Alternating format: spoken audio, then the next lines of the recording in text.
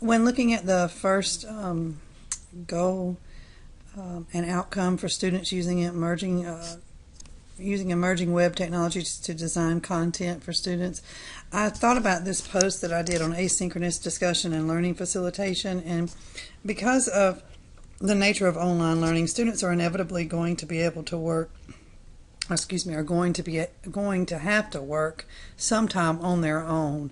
And I think this is a really important post. It kind of delves into the flexibility that makes online learning so great, but it also forces students to work kind of independently. And this is the point in which using the technology the right way and being very purposeful with every click, every course design, every discussion board, every kind of activity that I, as the instructor, have students do, it's really important so that when they are working asynchronously, they're not frustrated. They're engaged. They understand. They feel my presence. Even though I'm not live with them, they can still feel my teacher presence there, right? Okay, so students are not limited to work within a certain time frame. They can work whenever they want to in an asynchronous discussion. And so the discussion board is something that gets used a whole lot, but it can be very meaningful, and especially if the discussion board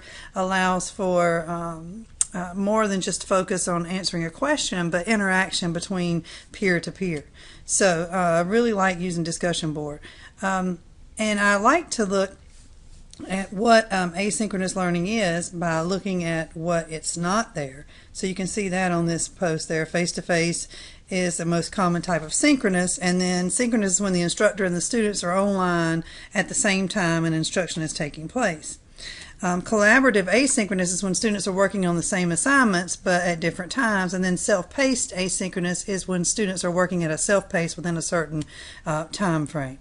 So asynchronous learning allows you to take online courses on your own schedule. Instructors provide all the materials, the lectures, the tests, and assignments that can be accessed anytime within the time frame of the course, and that students are usually given a time frame with multiple deadlines in which they can work, and then students can contribute when they choose, when it works for them.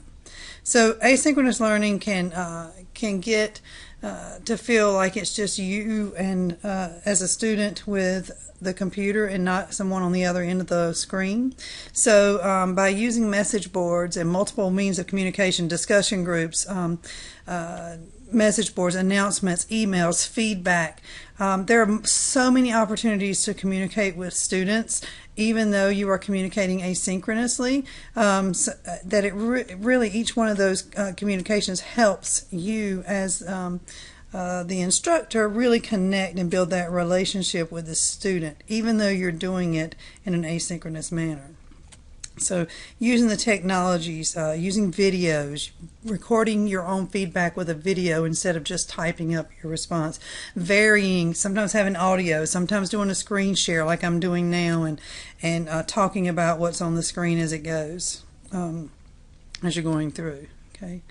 So, and here I just put a couple of examples in, and then I look at specifically what does it take to have successful and effective asynchronous online learning. You have to encourage that collaboration. You have to use lots of different Web 2.0 tools. You have to use different technologies to really engage students. It can't be all discussion boards. It can't be all voice threads. It shouldn't be all Voki or flip grids. You know, you need to really mix all that up so that you can really get students engaged. Set the expectations, have clear learning objectives up front, be consistent with emails and updates. If you say you're going to respond within 24 hours to every submission, then make sure you stick with that.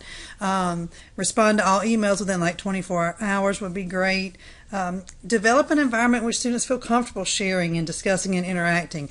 Even on documents in which you use like Google Slides, allow for collaboration. Help students form groups within Canvas, if that's your LMS, and in which students can engage and talk to each other.